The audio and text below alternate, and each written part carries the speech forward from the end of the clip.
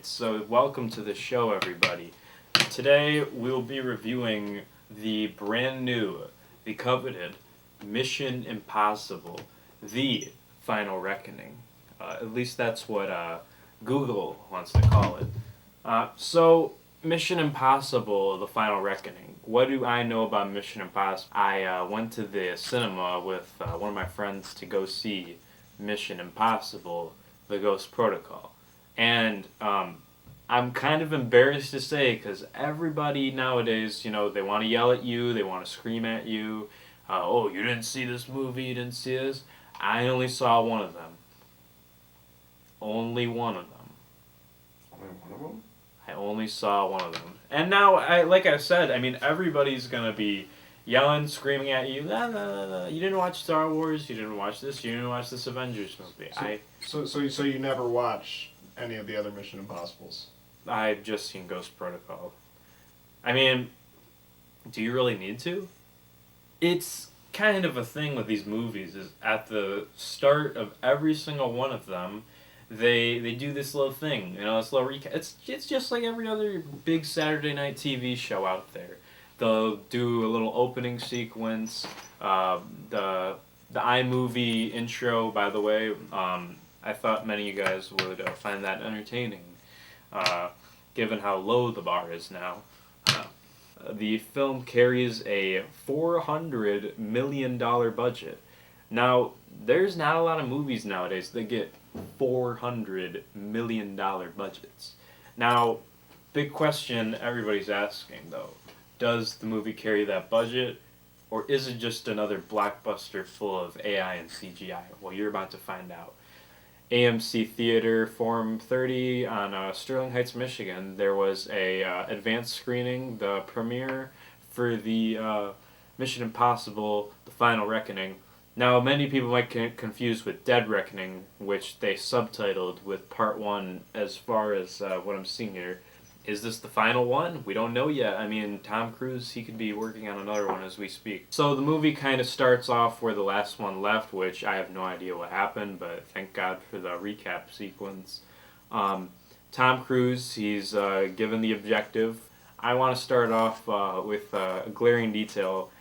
Tom Cruise, with what it says on my computer here, he is about 62 years old. So, that would leave him at about 60 years old around the time of filming. I immediately thought when I saw him, and especially the close-ups of his face, was that of David Hasselhoff from the SpongeBob movie, which I'm not sure if many of my viewers remember that movie, but there's a lot going on to keep him looking good for the stage. No dig at him. He's a very sought-after person in today's day and age.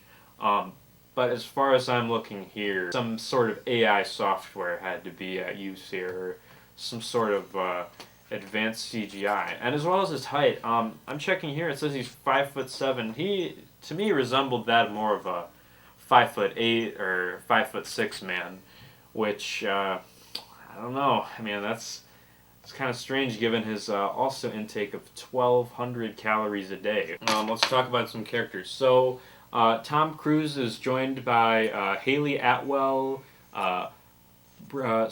Sorry if the sound's wrong, but Pom Klementif, Mariella Garriga, Tremel Tillman, who is from the hit and acclaimed television broadcast Severance, which I'm not too fond of how they ended the recent season, but I'll get into that later. Asay Morales, he played the villain of the film. And then there was Simon Pegg, which I believe many know him as Benji Dunn from Mission Impossible, or they know him as Shaun of the Dead, I believe. Is that correct? Oh yeah, Shaun of the Dead. Alright, Shaun of the Dead, yeah. Pretty rock star cast. I do think that Haley Atwell's character, they made her especially important with this one, which, I think that does her well with how everything went. Who is played by Pom Clementine, or Clementif.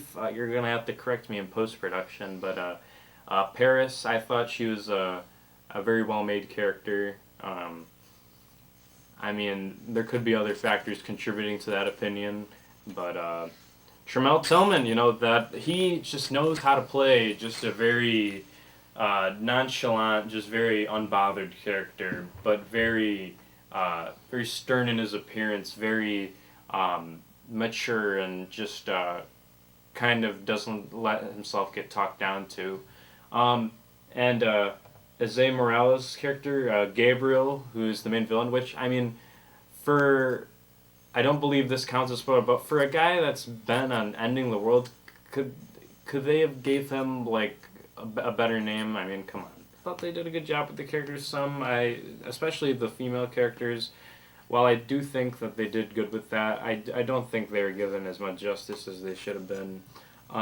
As for the plot of the movie, I do think that there is a lot at stake with this one, and I do think that that's a very good thing with a movie of this scale and this big budget. And I'm particularly fond of how they did it. But the problem, I would say, being the exposition. I mean, exposition, it just takes extremely long getting into everything, and I just am not understanding why they had to do that so much for it. I mean, it being the longest in the franchise, you'd think that would be counteracted by more action sequences. Many look at it as kind of this kind of outline of the old franchise, kind of like not necessarily a carbon copy, but there's certain things kind of barring it from being within that realm of intelligent entertainment, which I mean, a movie this visceral. I mean, people go into it saying, I mean, it's going to be great every time. Tom Cruise, he outdoes himself with every stunt. As somebody who watches movies that are of kind of longer scale, longer approaches, I have no problem watching a movie over like 3 hours long, as long as it keeps me engaged. I mean, there's parts where I genuinely, I'm not going to spoil it, but about I'd say like halfway, a little over halfway, I was genuinely starting to close my eyes watching it. And I do think they could have done a little bit better at that, or just simply reduce the length of the film. As for how the movie looked, I watched it in IMAX. It's not a big 70 mm IMAX theater. It's kind of just like a average run-of-the-mill IMAX theater. It's just a lot of the recent Marvel productions should kind of take example of what they do with this green screen stuff, and I just think they do it a little bit better than some of the competition right now, which is a good thing because that's something we're seeing a lot more of.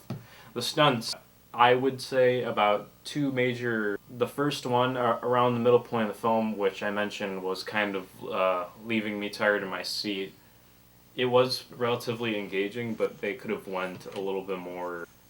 That's one of the I guess one of the scenes, even though it is technically what we consider the thrilling and kind of actiony sequence, they could have went a little bit. I would say, I don't know, just faster with it. I mean, it felt like it was going on forever, and despite it being what it was, I felt like it could have ended quite earlier in form of just putting something else in. I think most of the movie worked. I think it just could have been a little bit more focused on less of exposition, which, I mean, this is a big franchise. A lot of people are already seeing this. They have to focus more on what's at hand, with it being the final and like biggest entry in the franchise, which, to their credit, the final stunt sequence in the film, I would say, saves the film for me from being in, I would say, the subpar category. Overall, though, where I put this film, as for recent watches, I would say it's about as good as Flow, the Bob Dylan biopic, A Complete Unknown, and a movie I was relatively excited for, but sort of let me down, Mickey 17.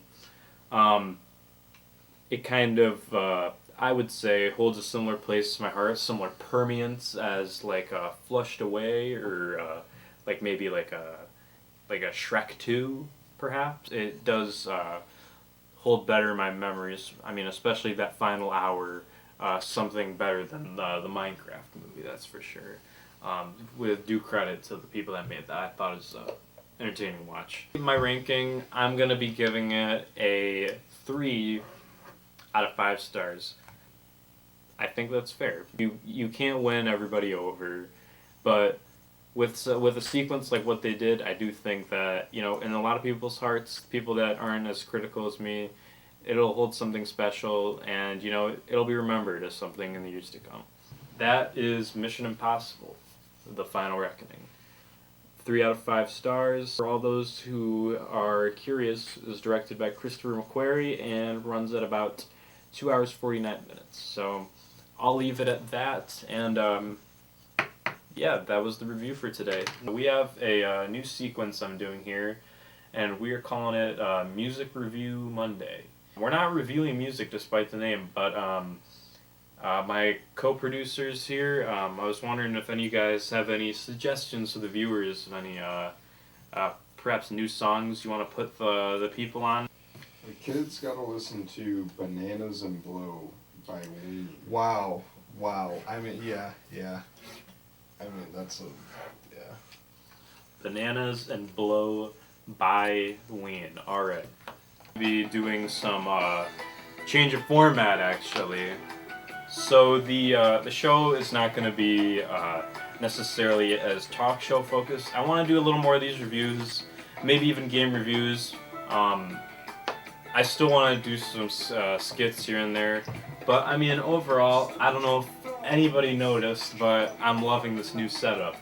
And I mean just look at it. I'm proud of this. We got the laptop here. We got the Don Julio here. We got a nice cup of coffee. I don't know if you could see that, but it's got the show name on it, The Bobby Show. And I mean, yeah. Now, yeah, for all those still watching, yeah, the show will be taking a different approach. This particularly due to funding, as well as my intrinsic motivations for keeping this going, and how I could keep it going sustainably without running myself into a wall. The next video will actually be a mini documentary on what is cool, how is cool, who is cool, what does cool mean. So what I think is cool is definitely what's his name, Gabriel Iglesias, or Julian Casablancas. That's like kind of a cooler guy, but the times change, and that's just one thing we're looking for. We're looking for more than a 3 out of 5. I mean, overall, my definition of cool probably means just like somebody that's cool. It's a circular thing, and I'm gonna stand by that. But in the next video, you might see that view challenged. So thank you for all tuning in. Yeah, have a good day.